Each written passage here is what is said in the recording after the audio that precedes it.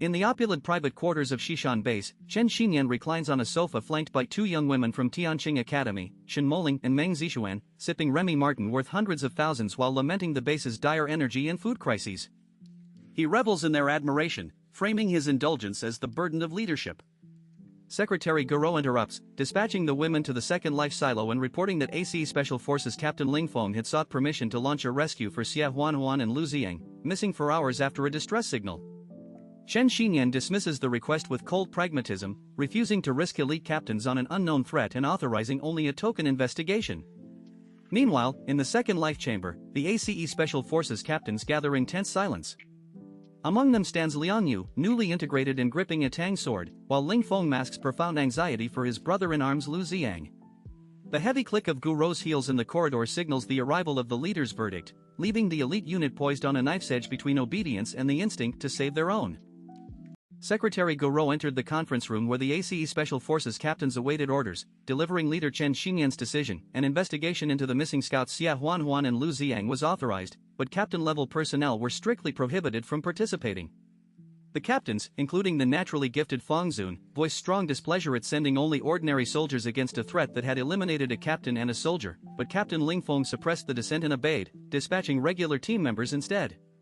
Liang Yu, relieved yet restless at being sidelined again, was approached by fellow Captain Yi Ronghua, who cryptically described their role as strategic deterrence weapons that must exist but need not be used, and urged Liang Yu to focus solely on strengthening her abilities. Returning to the Second Life Chamber residential area, Liang Yu was stunned to find her former students Meng Zixuan and Shen Moling residing there, a privilege reserved for Chen Xinyan's inner circle and elite talents. Meng Zixuan alluded to an innate ability with a suggestive gesture, while both girls coldly declared that class inequality now separated them from their peers in the Fourth Life warehouse.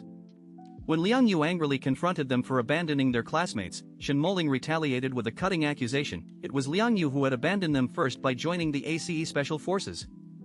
Shen Moling confronts Liang Yu with bitter accusations of abandonment, insisting the students left behind at Tianqing Academy only survived by using their bodies to escape or would have vanished like the others. Meng Zixuan silences her sister but confirms the grim truth. After Liang Yu departed for the Second Life chamber, numerous students were taken from the Fourth Life warehouse and never returned. She warns Liang Yu to either investigate alone or pretend ignorance. Haunted by responsibility, Liang Yu uses her ACE captain clearance to descend to the Fourth Life pod at night, where students labor in shifts to maintain the base's power grid. She awakens several former pupils who cling to her in terror, begging rescue and confirming that classmates are periodically selected and disappear without trace. Rumors swirl of cannibalism, family rescues, or reassignment, but no one returns. Liang Yu vows to demand answers from Secretary Go at first light.